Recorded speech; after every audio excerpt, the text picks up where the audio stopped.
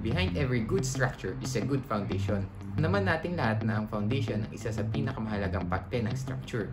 Isa sa mahalagang part ng foundation ay ang lupang kinatatayuan nito.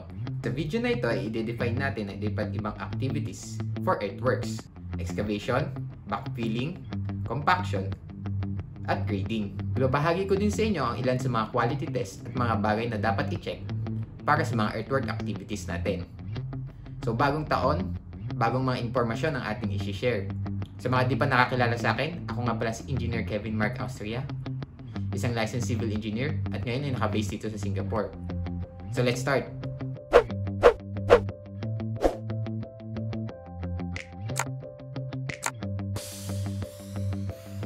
Ang pinakauna sa lahat ng activity during construction is ang earthworks. Bago tayo magsimula, dapat ay una na survey ang property line. Siguraduhin na lahat ng activities are within your property line or sa loob ng boundary ng lupa nyo.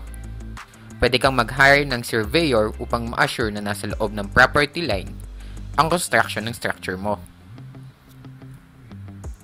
Pangalawa, access. I-clear ang lahat ng obstruction or harang sa daan, lalo na kung gagamit kayo ng mga heavy equipments. Sa paraan na ito ay mapapabilis ang paglabas at pagpasok ng mga ito. Pangatlo, checking of underground pipes and cables.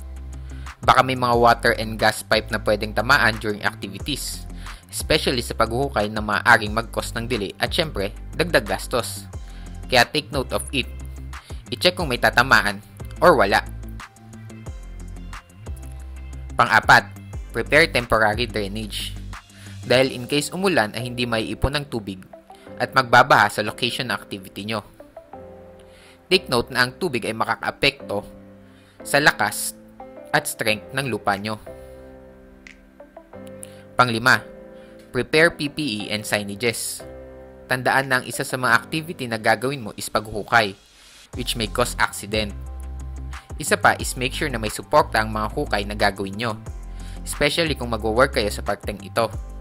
Baka matabunan o gumuha ang part na hinukay nyo. Madami ng mga ganitong aksidente. So take note of it.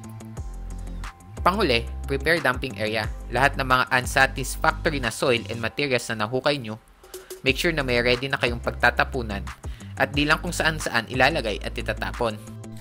Ang una sa mga earthwork activities ay ang excavation or paghuhukay. Ginagawa ang excavation upang matanggal ang mga di magagandang earthwork materials. At the same time is upang makuha ang tamang elevation or taas ng structure na gagawin. Sa paghukay, make sure na tamang dimension at taas ang magagawa upang maiwasan ang delay at double work or pag-ulit ng ginagawa. Pangalawa, backfilling or pagtambak. Madalas na yung naririnig ang salitang pagtambak sa construction, especially kung may hinahabol na elevation ng structure. Gaya ng excavation, i-assure na tamang taas lang ang backfill or tambak ng structure nyo. And isa sa pinakamahalagang bagay na dapat chinecheck sa backfilling ay ang material na itatambak nyo.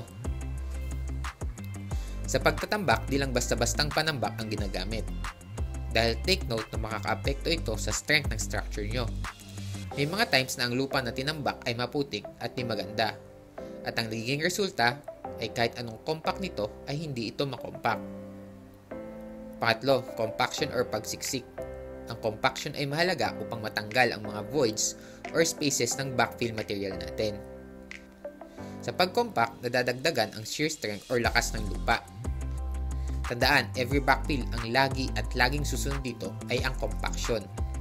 From experience, every after 300 mm thick na backfill ay binabasa namin ito ng konti pagkatapos ay kino-compact. Pang-apat, grading or pagkayod.